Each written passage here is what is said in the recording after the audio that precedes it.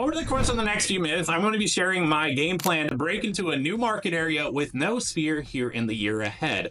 I'm going to start with some context as well to better understand the exact situation I'm in, my track record up to this point, what makes me qualified to speak on this, and some actionable steps that, if you're following in my footsteps, I believe will be effective for you as well if you're at a point where you're launching or relaunching your real estate business in a new market area. If you're new to the channel, my name's Tyler Roicki. I lead over 200 real estate agents and brokers within my group called the Herd at eXp Realty. This past year, we sold $275 million and over 900 homes sold. And recently, I actually moved. So I spent a little over the past year in Abilene, Texas, which is pretty far west for Texas. It's hot and dry and, quite frankly, not what I really enjoy about living in Texas. Recently moved to Waco, Texas. I'm actually like the area a lot more. I'm from San Antonio originally. Waco, completely new to me, but it's more my style. I like the fact that it's flat dab in the middle of the Austin DFW area, so it's within range of a lot, and quite frankly, there's plenty to do here for being as small of a area as it is compared to the larger cities in Texas. So I'm liking it so far, and unlike Abilene, I could actually see myself being here for quite a bit longer. So it's got my gears turning like, what do I really want to do to hit the ground running? Do I want to hit the ground running production-wise? Because, I mean, most of us as real estate agents, we don't really have a choice.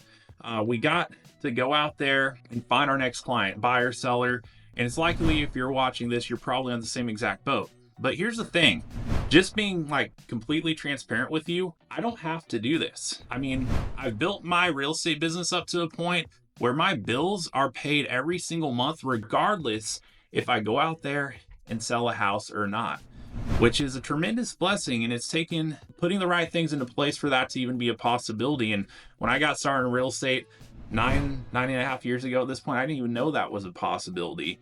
But what I'm getting at, though, is that allows me to spend my time working on what I want to do, not necessarily what I have to do. And so part of what I want to do going forward is this: making content, sharing value, helping more of you who want to be on the same kind of path I'm on to actually grow and progress and get there by being able to stand on the shoulders of giants. And what I mean by that is like, hey, if I'm further down that path towards building and creating financial freedom and leveraging a real estate license to do all that you could possibly do with it, and reach and grow and progress towards your goals in the process, I want to be able to put things out there, material and resources that are helpful for those of you on that path as well. So with that in mind, I'm helping agents grow their production, and some of the things I'm helping them do and implement right now, it's so good that I literally can't help myself. Like, I'm so eager to put it in play in my own local market area, especially being that I don't have an existing sphere network. So I know that the kind of growth and success that I achieve off of that is something I can directly parlay into helping other agents in their markets do it. And it's not that I necessarily have to go and put it into play in my own market to know that it works, because I already know it works from the agents in different markets we're implementing it with. Getting to the material, I'm going to break down, like, there's really three key components of this. And the first key component to breaking into a new market with no sphere here in the year ahead is going to be digital marketing. And the reason that's so important for me is, actually backtracking, you really got two options. If you want to break into a new market, you don't have contacts, you got to do something to make contacts. So either you're going to put your sweat equity in, which is your time, energy, effort, going out there and making contacts, door knocking, cold calling, hosting and promoting open houses, or you're going to opt to take more of your dollars rather than time and put it towards making new contacts. So for me, digital marketing, it's really leveraging dollars more so to make new contacts than just putting in the sweat equity. But what I really like about that is when you have the right system in place, it creates a process that's predictable and scalable that you can generate leads. Because at the end of the day, like, I could go hit doors, I could go host open houses, and I know that if I did either of those things that I'll make new contacts. The only problem is I'm constrained at the end of the day by the amount of time I have to put into those activities. It's not necessarily the case with digital marketing, provided that you have a system in place where you can predictably and repeatably generate new leads. So if I know for a fact I can put X amount of dollars in and get Y amount of leads and ultimately Z amount of closings out of that, that's something that you can scale up, provided that you have a positive return on ad spend. You can't necessarily scale up your time unless you start bringing in other people to your team and having them do some of those tasks, and you're earning a portion of that. So my approach is the digital marketing approach, because I know I can start with a certain amount of spend and I can scale it up with the right systems in place, which I already have the right systems in place. This is already what I'm doing to help members of my team in different market areas across the map. It's simply hitting an on switch and turning it on in my local market area and putting the dollars to work to generate new contacts and clients. But that's not all. That's like the starting point. That's how I get new people into my world on a local level. So taking the next step of the process is going to be YouTube, quite frankly. Funny enough, it's what we're doing right here, but to a different target audience, because my target audience on this channel is you. Likely that you're in real estate, or if you're not somehow already in real estate, you're probably on that path, but it's likely you're already in the business closing deals. But the target audience I'll be gearing my content in this sense for the game plan is to people looking and interested in the local market area I'm servicing. So there's really just two approaches to that. How do you reach your target audience in that local area? You want to find buyers, sellers, and whatnot. Well, for me, the first thing is going to be to showcase the selection of inventory available in the area, and specifically in my area, new construction, because new construction is a hot product. I'm not going to list all the reasons in this video, but it's one, showcasing the inventory of new construction, making video content around that, and really honing in the fact that I'm the local expert when it comes to that product from the variety of different builders and communities in which you'll find that in the area here. So it's showcasing that selection and inventory online. And then two, creating educational content around keywords and phrases that people might be searching about, who might be interested in exploring and potentially even living in the local area here, especially if they were going to be relocating to this area like I have. So, it's like, for example, a keyword and phrase, like if someone's moving to my market area, it might be, hey, top 5 reasons for moving to Waco, Texas in 2025. That's just one example. There's countless other examples.